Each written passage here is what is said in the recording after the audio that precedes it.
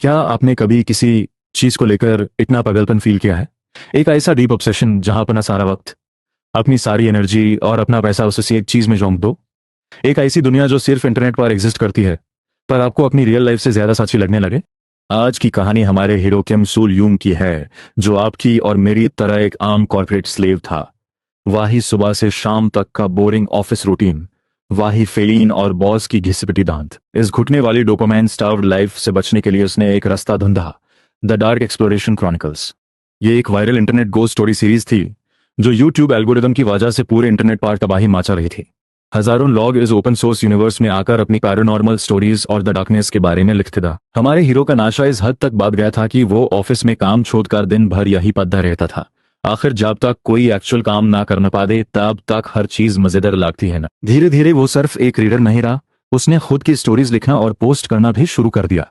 एक दिन वो इस सीरीज के एक मेगा लाइव इवेंट में पहुंचा। वो अपनी हुडी के पीछे अपना 6 रुपए का मर्चेंडाइज खरीद रहा था। लोग यूजी देखकर फुसफुसाएं, लाज भाई इतना सारा सामान, ये कोई प्रोफेशनल रीसेलर है क्या? पर यूजी किसी की परवाह नहीं थी, यूजी बस अपनी बोरिंग लाइफ से एस्केप चाहिए था।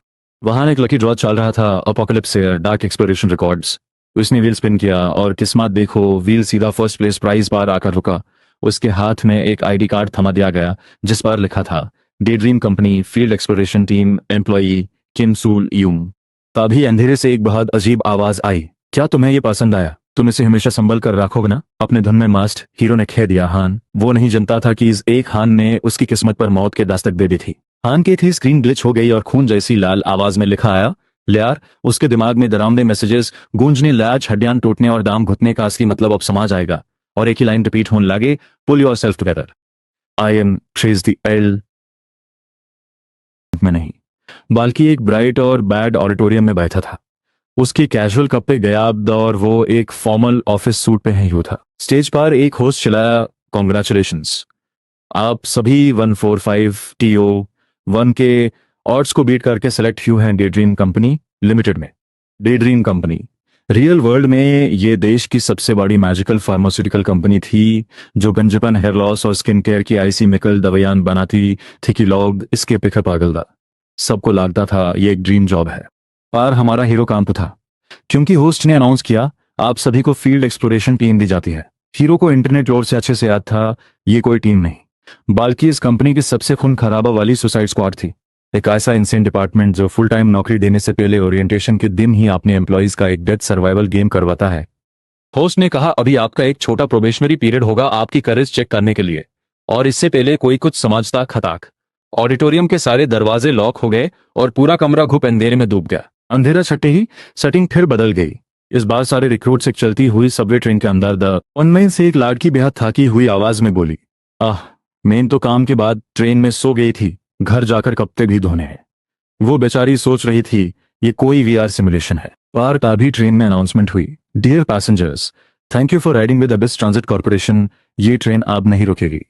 तभी स्पीकर से दोबारा आवाज आई, अगला स्टेशन है सोरो स्टेशन, जिनका फाइनल डेस्टिनेशन है वो उतर जाएंगे, दरवाजे 30 सेकंड में बैंड हो जाएंगे, वापस आने का कोई रास्ता नहीं है। बाहर देखने पर सब कुछ एक नॉर्मल मेट्रो स्टेशन जैसा लग रहा था। ट्रेन के अंदर पैनिक फैल गया, लोग चले ने लाज, चलो जल्दी उतरो। हमारे हीरो ने उन्हें रोकते हुए वार्न किया, बाहर मत जाओ, पूर्व कोरिया में सोरो नाम का कोई स्टेशन नहीं है, ये एक ट्रैप है।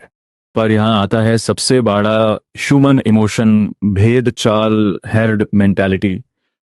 पैनिक में लोग दिमाग बंद कर लेते हैं। एक लाइट का गुस्से में बोला, अगर तेरी वजह से हमारा नुकसान हुआ तो जिम्मेदारी लेगा। दोपहर भी धक्का मुक्की करके ट्रेन से बाहर निकाल गई, जबकि हमारा हीरो और कुछ समझदार लोग अंदर ही रुक रहा। ट्रेन के दरवाजे बैंड हो गए।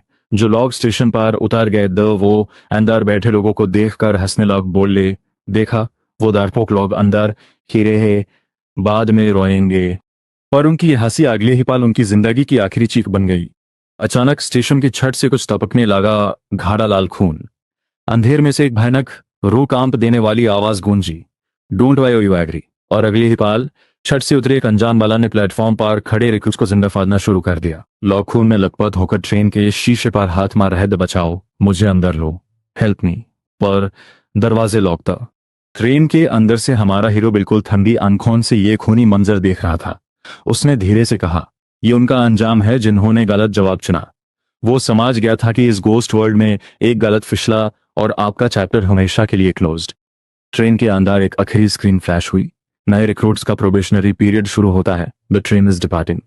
ट्रेन अंधेरे टनल्स की तरफ बढ़ चुकी थी और स्टोरी शुरू होती है डेड्रीम कंपनी लिमिटेड के इंट्रो से, जो एक ऐसी अजीब कंपनी है जो डार्कनेस यानी गोस्ट स्टोरीज भूतिया कहानियों को ओवरसियर यानी मैनेज करती है।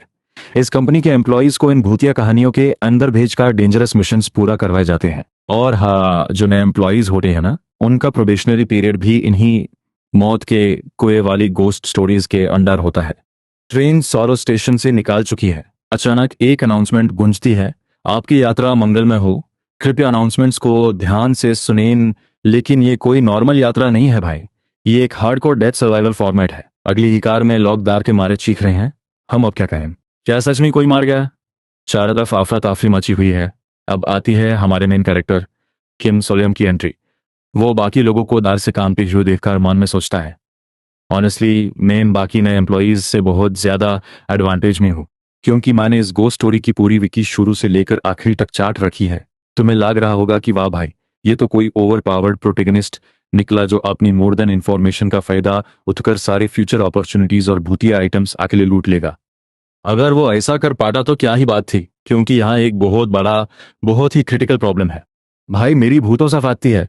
मेन बहुत बड़ा दारपोक हूँ। सोलियम का दार कोई आम दार नहीं है। वो इतना बड़ा कावड़ है कि जब वो इंटरनेट पर इस भूतिया स्टोरी की विकी पढ़ता, तब अगर गलती से भी कोई स्केरी बैकग्राउंड इमेज या भूतिया बैकग्राउंड म्यूजिक बीजीएम बाज जाता, तो वो तुरंत वेबसाइट को टेक्स्ट ओनली मोड में स्विच कर देता था ताकि यूज कोई भूत ना दिखे।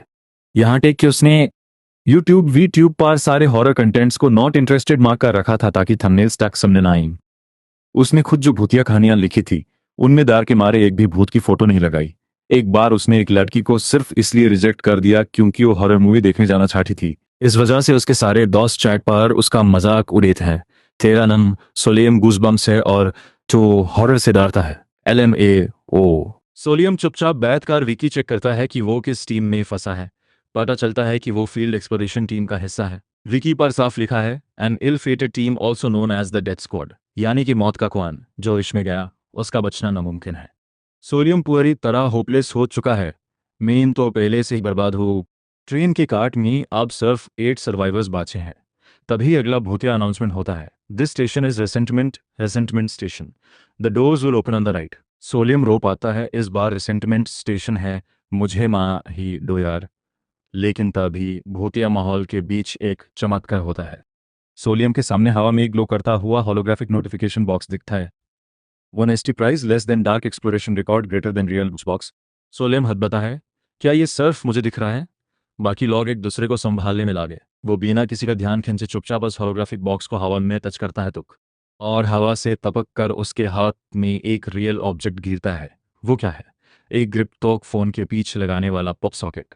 सोलियम ढंग से देखता है तो हैरान रह जाता है। ये तो वही ऑफिशियल एनिमे वेल मर्ज गुड्स है जो उसने अपनी असली जिंदगी में खरीदा था। तभी एक मैकेनिकल फ्लिप टाइमर चलता है, टिक टिक टिक, और काउंटडाउन रीसेट होकर 12:00 पार आ जाता है। बीप। कहानी आप जाती है कुछ घंटे पहले फ्लैशबैक में। एक पॉपअप स्टोर का सीन दिखता है जहां बड़ा बड़ा बोर्ड लगा है, apocalypse prophecy dark exploration records popup store. ये बेसिकली एक ऐसी इंटरनेट गोस्ट स्टोरी का यूनिवर्स है जहां पैरानॉर्मल चीज़ों को एक्सप्लोर किया जाता है। हमारा सोलियम इस फिक्शनल यूनिवर्स का इतना बड़ा फैन था कि वो दार के बावजूद इसके पॉपअप स्टोर में शॉपिंग करने गया था। वो काउंटर पर कैशियर से कहता है, हाँ मुझे आइटम्स कैरी करने के लिए एक बड़ा इको बैग भी चाहिए, थैंक यू। और वही शॉपिंग करते काटे वो अचानक इस असली भूतिया दुनिया डार्कनेस के अंडर ट्रांसपोर्ट हो गया। यहाँ पर पैनल खत्म होता है। सोलियम के हाथ में अब उसकी खरीदी हुई रियल वर्ल्ड मर्च ग्रिप टोक आ चुकी है, जो इस भूतिया सर्वाइवल गेम में उसका सबसे बड़ा वेपन या चीट कोड बनने वाली है। यहाँ टेक पैनल्स में ये दिखाया गया है कि मेन कैरेक्टर किम सोलियम एक नॉर्मल वर्किंग एडल्ट है जो अपनी favourite horror series by game less than dark exploration record greater then के एक पॉपअप इवेंट पर जाता है। वहां रूलेट खेलकर वो लकी फर्स्ट प्राइज जीत जाता है, एक custom daydream company employee ID card और एक मेमोरियल ग्रिप टोक। लेकिन जैसे ही उससे ये प्राइजेस मिलते हैं, उसे चक्कर आ रहा है और उसकी आंखें बंद हो जाती हैं। जब आंख खुलती है तो वो डायरेक्टली उस गेम ओवेल की दारुनी दुनिया के अंदर एक subway train lecture hall by subway scenario में ट्रांसमाइग्रेट हो चुका होता है।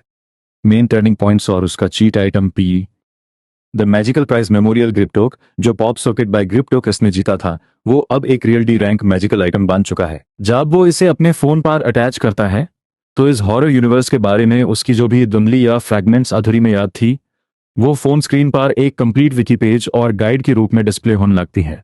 करंट थ्रेड कोड QTRUD16 उसका फोन बताता है कि वो एक D rank ghost story anomaly में फंसा है, जिस डेड्रीम कंपनी ने कोड QTRUD16 दिया है। ये एक चलते फिरते सबवे ट्रेन का किस्सा है जिसका एस्केप डिफिकल्टी लेवल बहुत ही इंसेन है। किम सोलियम का अगला प्लान क्या है? अभी ट्रेन जिस अगले स्टेशन पर रुकने वाली है उसका नाम है रिजेंटमेंट स्टेशन। एस्केप लॉग्स और गैलरीज पढ़ने के बाद किम को समझ आ गया है कि उन्हें इसी स्टेशन पर ट्रेन से उतरना होगा। लेकिन यहाँ एक सबसे बड़ी प्रॉब्लम है। अगर वो अकेले ट्रेन से उतारने की कोशिश करेगा तो आगे के स्टेशंस और भी ज्यादा डरावने और डेडली हैं। एक स्टेशन पर सर्फ आईबॉल्स हैं, एक जगह सब अपसाइड डाउन फ्लिप्ड है। अकेले आगे बांधने पर 90% चांस है कि वो बीच रास्ते में ही पास आउट बेहोश हो जाएगा और कभी बच नहीं पाएगा।